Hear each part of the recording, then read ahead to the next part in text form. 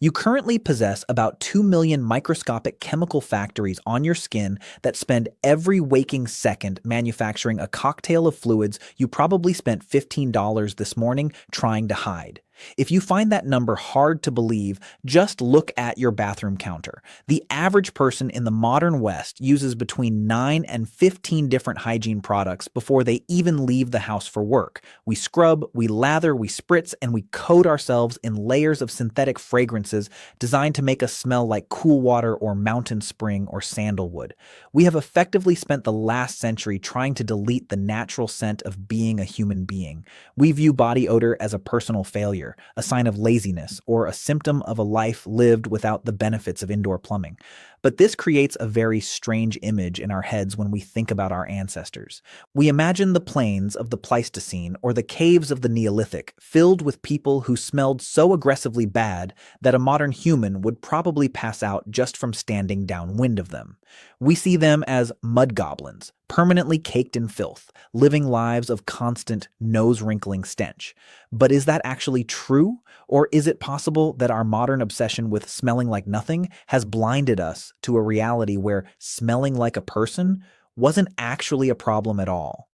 Could it be that our ancestors weren't nearly as offensive to the nose as we like to pretend? Think about your own morning for a second. You probably stepped into a glass box, turned a handle, and let gallons of treated temperature-controlled water wash away the microscopic evidence of your existence. You used a surfactant, soap, to break down the oils on your skin. You used a fluoride-infused paste to scour your teeth. You applied a chemical block to your armpits to stop the very process of perspiration. It's a ritual so ingrained in us that we feel gross if we skip it for even 24 hours. We have turned hygiene into a moral imperative. But if you take all of those tools away, you aren't left with a monster. You're just left with a primate. And primates, as it turns out, have some of the most sophisticated social grooming habits on the planet. Our ancestors didn't have a CVS on the corner, but they did have something we often lack: time, attention, and a very deep connection to the chemistry of the natural world. They weren't just dirty. They were clean in a way that we have almost entirely forgotten. But if they didn't have our soaps and our sprays, how did they manage the basic reality of living in a body? Let's start with the most immediate problem area: the mouth. If you don't brush your teeth for 3 days, you can feel the film growing. It feels like your teeth are wearing tiny fuzzy sweaters. We call it plaque, and we treat it like an invasive species. In our modern world, if you stopped brushing entirely, your teeth would likely rot out of your head by the time you hit 30. This leads us to assume that ancient humans must have walked around with black, decaying stumps for teeth and breath that could peel paint. But when archaeologists look at the actual evidence, the physical skulls of our ancestors, they find something that feels like a glitch in the matrix. For much of human history, dental health was actually remarkably good. At the Cima de los Huesos site in Spain, which dates back about 430,000 years, researchers found the remains of early humans with teeth that would make a modern dentist do a double take. There was very little evidence of the rampant tooth decay we associate with unclean people. The reason for this isn't that they had magical prehistoric toothbrushes. It's because the smell of bad breath and the rot of cavities are largely a result of what we put in our mouths, not just how often we scrub them. Our modern diet is an all-you-can-eat buffet for the specific bacteria, like Streptococcus mutans, that thrive on refined sugars and soft carbohydrates. These bacteria produce acid as a byproduct, which eats your enamel and creates that signature morning breath stench. Ancient humans were eating fibrous plants, tough meats, and raw nuts. This diet acted like a natural scrub brush. Every meal was a mechanical cleaning process. Beyond that, they weren't exactly passive about it. We have found toothpicks in the fossil record, small grooves worn into the gaps between teeth in Neanderthal remains from sites like El Cedron. These people were clearly bothered by stuff stuck in their teeth and used bits of wood or bone to clear it out. They were also likely using chewing sticks. This is a technology still used today in many parts of the world, like the miswak from the Salvadora persica tree. You chew the end of a twig until it frays into bristles, and then you scrub. Many of these plants contain natural antimicrobial properties that are actually more effective at killing bad bacteria than some modern mouthwashes. So their breath might not have smelled like Arctic mint, But it likely didn't smell like a trash can either. It probably just smelled like nothing. Or maybe a bit like the last plant they chewed on. But if their mouths weren't the disaster zone we imagined, what about the rest of the body? This brings us to the actual mechanics of body odor. It's a common misconception that sweat smells. If you were to collect fresh sweat from a clean human and put it in a jar, it would be almost entirely odorless. It's just water, salt, and some proteins. The smell only happens when that sweat sits on your skin and becomes a meal for the bacteria living there. Specifically, bacteria like Staphylococcus hominis break down the odorless molecules in your sweat into pungent compounds called thioalcohols. This is the onions and sulfur smell we recognize as BO. In our modern world, we try to kill these bacteria with alcohol and aluminum. But in the ancient world, the microbial landscape of the human skin was a lot more balanced. Because they weren't constantly stripping their skin of its natural oils with harsh detergents, they likely had a more diverse skin microbiome. Think of it like a forest. A modern human skin is like a clear-cut field where only the toughest, smelliest weeds, the BO bacteria, can grow back quickly after a shower. An ancient human skin was more like an old-growth forest where many different types of bacteria competed for space, keeping any one smelly colony from taking over. There's also the fascinating factor of genetics. In 2011, researchers identified a specific gene called ABCC11. This gene determines whether you produce the specific type of sweat that those smelly bacteria like to eat. If you have a certain version of this gene, which is incredibly common in East Asian populations, you actually don't produce body odor at all. You could go a month without a shower, and you wouldn't smell like a locker room. While we can't be 100% sure what the genetic makeup of a Paleolithic European or African was regarding this specific gene, it reminds us that smelliness isn't a human universal. It's a biological interaction. And for those who did produce scent, it might not have been seen as bad. In the animal kingdom, scent is identity. It tells others who you are, what you've been eating, and even how healthy your immune system is. To an ancient human, the scent of a family member might have been a source of comfort, not disgust. We find the smell of a stranger offensive, but the smell of a loved one is often something we don't even notice. But even if they were comfortable with their natural scent, didn't the lack of laundry eventually make things unbearable? This is where the story of clothing gets surprisingly scientific. For a huge portion of our history, humans were naked and unashamed. But eventually, we started wearing animal hides and plant fibers, and once you put a piece of leather or fur against your skin and sweat into it for 3 months straight, things change. Unlike your skin, which can self-regulate and wash itself in a river, clothing is a trap. It traps moisture, it traps shed skin cells, and it traps bacteria. This is why we have body lice. Head lice have been with us forever, but body lice are a distinct species that evolved specifically to live in the seams of human clothing. By using molecular clock dating on the DNA of these lice, researchers like David Reed from the Florida Museum of Natural History have estimated that humans started wearing clothes regularly about 170,000 years ago. This tells us two things. First, our ancestors were definitely dealing with the gross side effects of clothing. If you have lice in your seams, you probably have a scent. But second, it shows that they weren't just sitting there and taking it. The very fact that we found ancient combs, the oldest known being a 3,700-year-old ivory comb from Israel that literally has an inscription on it saying, "May this tusk root out the lice of the hair and the beard," shows that hygiene was a major preoccupation. They were constantly grooming, picking, and cleaning. They didn't have a washing machine, but they did have the sun. UV light is a powerful disinfectant. They had smoke, which kills parasites and masks odors. They had sand and ash, which can be used to scrub grease out of furs. If a garment got too funky, they didn't just keep wearing it until they died. They cleaned it using the chemistry of the earth. We often forget that soap isn't a modern invention.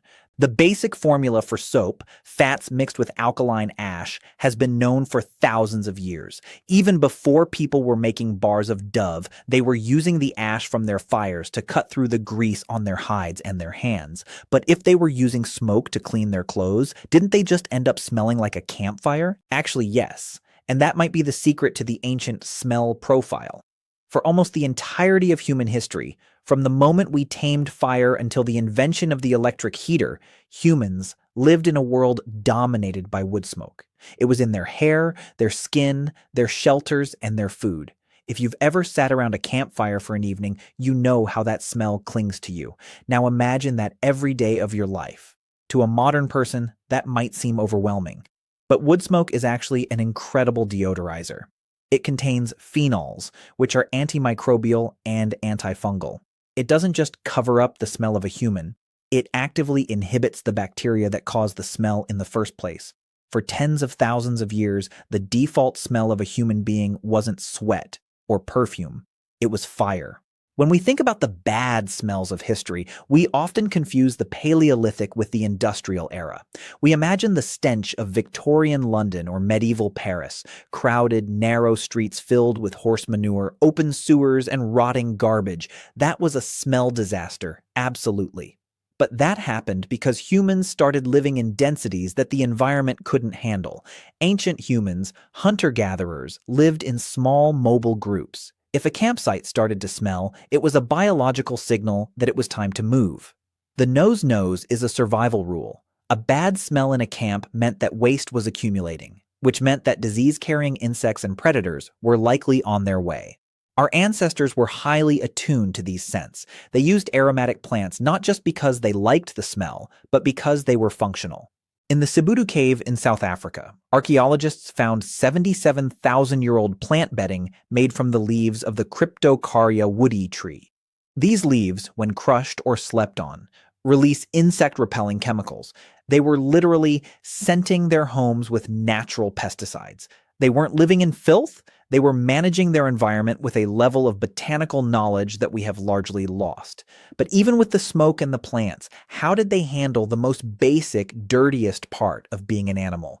We're talking, of course, about the bathroom. This is the one area where we assume the ancient world must have been a nightmare. But again, density is the key. For a small group of 20 or 30 people moving across a landscape, waste management is a non-issue. You walk a few hundred yards away from the camp, and the earth handles the rest. In fact, ancient humans were likely far less exposed to their own waste than a person living in a 19th century tenement building. We have found evidence of latrine areas in Neanderthal sites like El Salt, showing that they had a concept of clean versus dirty zones in their living spaces. They weren't just defecating where they slept. They had a sense of order. And because their diet was so high in fiber and lacking in the processed oils and sugars of today, their digestive health and the resulting scent of their waste was likely far less offensive than what we experience in a modern public restroom. This leads us to a broader realization about our own senses. We think ancient humans smelled bad because we are clean, but from their perspective, we would smell absolutely terrifying.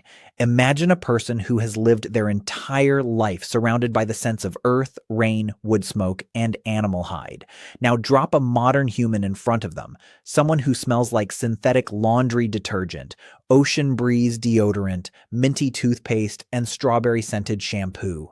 To an ancient nose, we would smell like a walking chemical explosion. We would smell fake. Our scent wouldn't tell them anything about our health, our diet, or our identity. It would just be a wall of artificial noise. There are accounts from indigenous groups who, upon meeting Westerners for the first time, describe them as smelling like corpses or decay because of the strange, medicinal, and soap-heavy scents they carried. Cleanliness, it turns out, is entirely subjective. So, did ancient humans smell bad? If you pulled one into a modern elevator, everyone would probably move to the other side. They would smell like smoke, like old leather, like the earth, and yes, like a living mammal. But in the context of their own world, they were likely very well groomed. They spent hours each day picking through each other's hair, a social bonding activity called allogrooming that is common in all primates. It reduces stress, builds trust, and keeps everyone free of parasites. They washed in rivers when they could, but they didn't see water as the only way to be clean. They used the materials of the world. They were environmentally clean.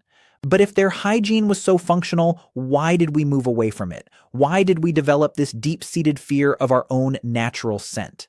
As we started living in permanent settlements, the old rules broke. You couldn't just move away from the smell anymore. You had to invent new ways to hide it. We traded the natural balance of the skin microbiome and the protective layer of wood smoke for the convenience of the city. And in that trade, we became more sterile, but also more fragile. We became people who can't handle the smell of our own bodies for more than 12 hours. We created a world where we are constantly at war with the bacteria that have lived on us for millions of years. It makes you wonder, what did we lose when we stopped smelling like the world? We lost a source of information. We lost a way to recognize our kin by scent alone. We lost the protective benefits of a diverse skin microbiome. We gained the ability to stand in a crowded subway without gagging, which is certainly a plus, but we paid for it with a strange kind of sensory isolation. Our ancestors lived in a world of high-definition scent. Every person, every plant, every fire, and every change in the weather had a distinct olfactory signature. They navigated their world with their noses as much as their eyes. To them, smelling bad wasn't about failing to use deodorant. It was about being sick, being stagnant, or being out of touch with the group. And this is where we have to dismantle the final, most persistent myth of all. We assume that because they didn't have our products, they were primitive in their hygiene. We look at a date like 1888, the year the first commercial deodorant, a product called Mum, was trademarked, and we think that's when humans finally solved the problem of smell. But that's only 136 years ago. If you take the full 300,000-year history of Homo sapiens and represent it as a single 24-hour day, we have only been using deodorant for the last 39 seconds. For the other 23 hours, 59 minutes, and 21 seconds, we survived, thrived, loved, and built civilizations while smelling exactly like what we are, animals. Your ancestors weren't walking around in a cloud of misery. They were sitting around fires, braiding each other's hair, and smelling the deep, rich scents of a world that hadn't been sterilized yet. They were clean enough to survive, clean enough to be healthy, and clean enough to find each other in the dark. We might have the Arctic Blast body wash, but they had a trillion receptor sensory connection to the planet that we can barely imagine. So the next time you're worried that you forgot your deodorant, just remember you're not failing. You're just accidentally participating in a 300,000-year-old tradition of being a real, living human being. But if you really want to understand the scale of our modern delusion, consider this. The average modern human can distinguish about 1 trillion different scents. Yet we spend our entire lives trying to make sure our own bodies only contribute 0. We have spent billions of dollars and a century of chemistry trying to erase a biological reality that worked perfectly fine for over 15,000 generations. Our ancestors didn't smell bad, they just smelled true. And in a world filled with 10,000 different kinds of synthetic fresh linen spray, maybe the truly gross thing is that we've forgotten what a human actually smells like. Does that make you want to reach for the soap, or does it make you want to go for a long walk in the woods and see what your nose actually remembers? There is a final, undeniable number that puts our modern perspective into a cold, hard light. We often think of cleanliness as a constant upward march toward perfection. But in 2014, a massive study on human olfactory capabilities confirmed that the human nose is actually more sensitive than we ever dared to dream. We aren't bad at smelling. We've just been living in a sensory vacuum. For over 99.9% of our history as a species, there was no such thing as odorless.